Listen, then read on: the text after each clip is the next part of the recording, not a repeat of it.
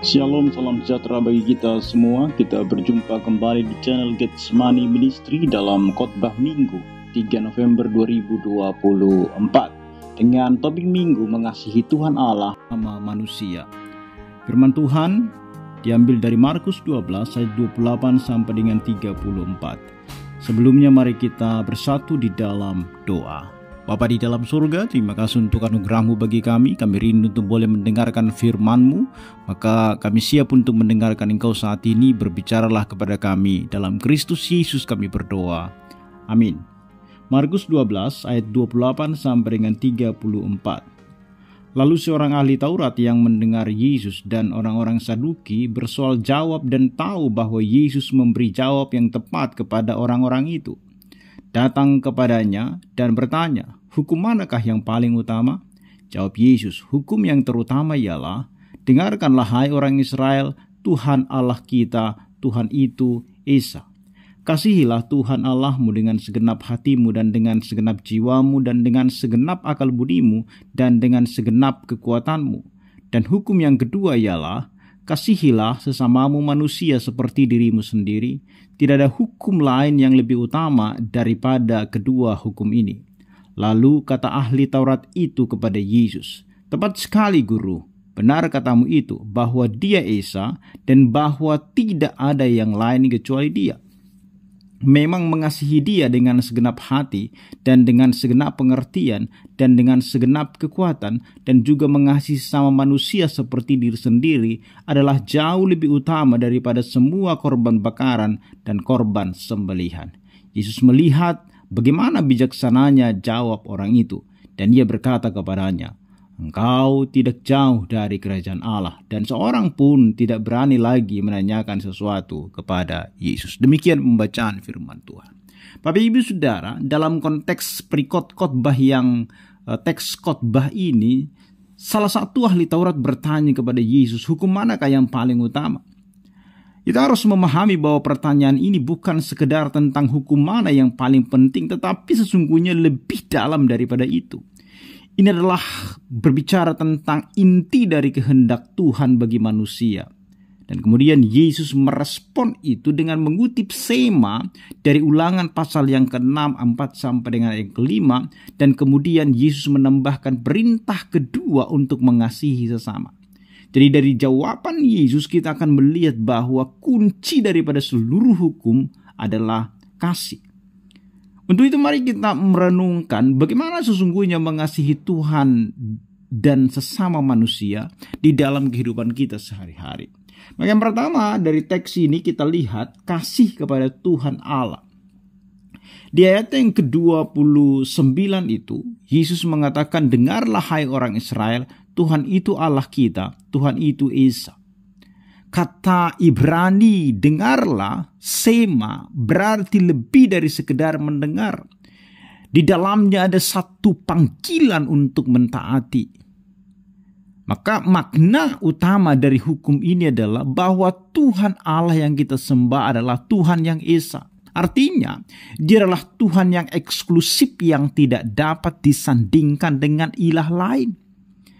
Maka mengasihi Tuhan dengan segenap hati, mengasihi Tuhan dengan segenap jiwa, akal budi, dan kekuatan di ayat 30 itu berarti mengutamakan Tuhan dalam segala aspek kehidupan kita.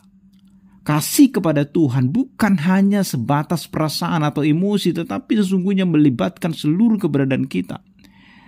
Kita harus mengasihi Tuhan dengan segenap hati, yaitu afektifnya, jiwa, psikologisnya, akal budi kognitif, dan kekuatan volitif. Itu berarti bahwa kasih kita kepada Tuhan harus tercermin dalam seluruh aspek kehidupan kita.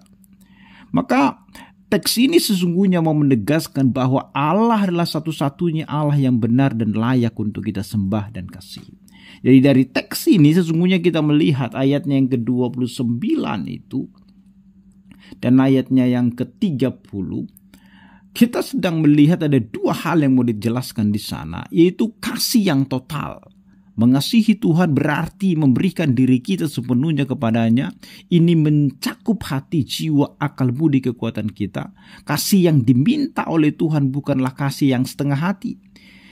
Dikasih yang Tuhan minta adalah kasih yang total, komitmen total, dan kasih yang total itu menuntut pengorbanan dan pengabdian. Yang kedua dari kasih kepada Tuhan itu, prioritas utama di dalam hidup adalah kasih kepada Tuhan itu. Ketika kita mengasihi Tuhan dengan segenap hati, maka semua aspek kehidupan kita akan dipengaruhi oleh kasih itu. Kita akan menjadikan kehendaknya sebagai panduan di dalam setiap keputusan yang kita ambil. Maka pertanyaan bagi kita adalah, apakah kita sungguh-sungguh mengasihi Tuhan dengan totalitas hidup kita? Apakah ada sesuatu yang dalam hidup kita yang menghalangi kita untuk kemudian mengasihi Tuhan dengan sepenuhnya? Mari kita gumulkan dan renungkan itu masing-masing. Yang kedua yang perlu kita pahami dari teks ini adalah kasih kepada sesama manusia. Jadi setelah Yesus menjelaskan hukum yang terutama ayat 28 dan ayat 29 dan 30 itu, Yesus menambahkan hukum yang kedua, yaitu kasihilah sesamamu manusia seperti dirimu sendiri, ayat 31. Hukum yang kedua yang setara pentingnya dengan hukum pertama adalah mengasihi sesama seperti diri kita sendiri. Kasih kepada sesama adalah buah dari kasih kita kepada Tuhan. Kalau orang tidak bisa mengasihi Tuhan, maka mustahil dia bisa mengasihi sesamanya. Jadi ketika kita benar-benar mengasihi Tuhan, kita akan secara alami ingin mengasihi orang lain yang diciptakan menurut gambar dan rupa Allah itu. Jadi kata seperti dirimu sendiri itu bicara tentang bahwa kasih kepada sesama adalah kasih yang juga tanpa syarat. Karena kalau kita mengasihi diri kita sendiri tidak ada syaratnya, maka mengasihi sesama juga tidak ada syaratnya. Mengasihi sesama dengan cara yang sama, bagaimana kita mengasihi diri kita dan bagaimana kita ingin dikasihi. Yesus menempatkan kasih kepada sesama setara dengan kasih kepada Tuhan. Ini menunjukkan bahwa hubungan kita dengan sesama manusia tidak akan mungkin bisa dilepaskan dari hubungan kita dengan Tuhan. Maka mengasihi sesama bukan hanya tentang memberi, tetapi tentang membangun hubungan yang saling memperhatikan. Bagaimana kita bisa mengasihi orang lain dengan tulus tanpa memandang latar belakang atau status sosialnya. Karena kasih kita sering sekali adalah kasih karena ada sebabnya. Tetapi teks khotbah kita hari ini menekankan kita bahwa kasih itu tidak boleh ada syaratnya. Karena ukurannya adalah apa? Diri kita sendiri. Bagaimana kita mengasihi diri sendiri, seperti itulah kita mengasihi orang lain juga. Tetapi memang orang yang tidak mengasihi dirinya akan sulit untuk bisa mengasihi orang lain. Tetapi dasar utamanya adalah kasih kita kepada Tuhan. Kalau kita mengasihi Tuhan, maka kasih kepada sesama itu otomatis akan terjadi.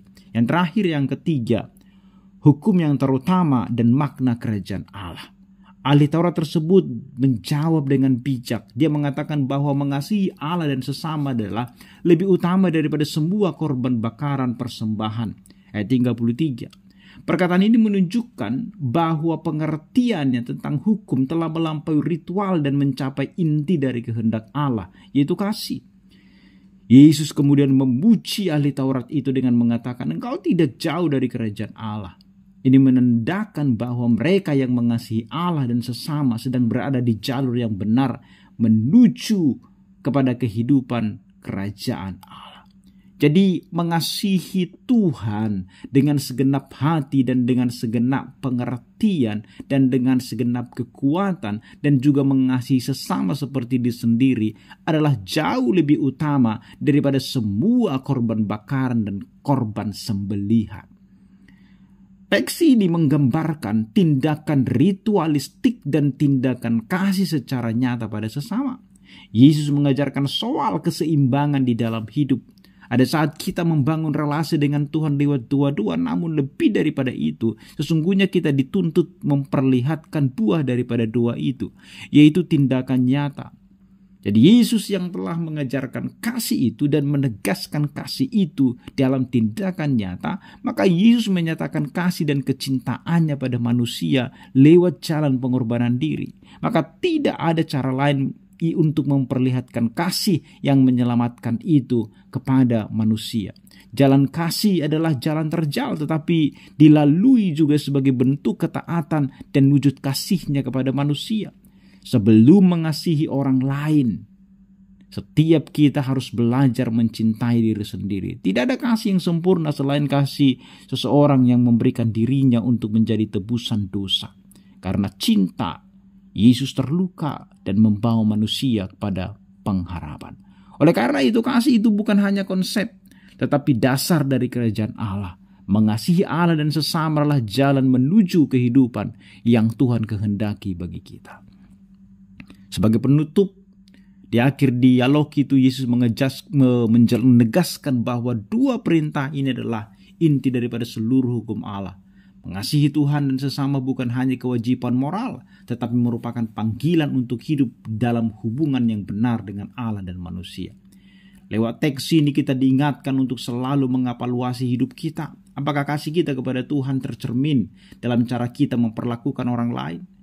Untuk itu marilah kita berkomitmen untuk mengasihi Tuhan dengan segenap hati dan mengasihi sesama seperti diri kita sendiri, sehingga akhirnya hidup kita menjadi saksi nyata dari kasih Allah di tengah-tengah dunia ini. Maka mari kita sungguh-sungguh berdoa agar kasih Tuhan senantiasa memenuhi hati kita dan mendorong kita untuk mencintai sesama dengan cara yang sama seperti Dia mencintai kita. Amin, mari kita berdoa. Tuhan, terima kasih untuk firman-Mu yang meneguhkan kami. Bagaimana kami dalam hidup mengasihi Tuhan, mengasihi sesama. Dan hal itu kami lakukan bukan hanya sekedar ritual, tetapi lahir dari hati kami yang paling dalam. Karena kami sudah merasakan cinta kasih Tuhan, maka kami juga mengasihi Tuhan. Karena cinta kasih kami kepada Tuhan juga, maka kami pun bisa mengasihi orang lain. Terima kasih untuk kebenaran-Mu yang kami boleh dengarkan pada saat ini. Dalam Kristus Yesus kami berdoa dan bersyukur kepada-Mu. Amin.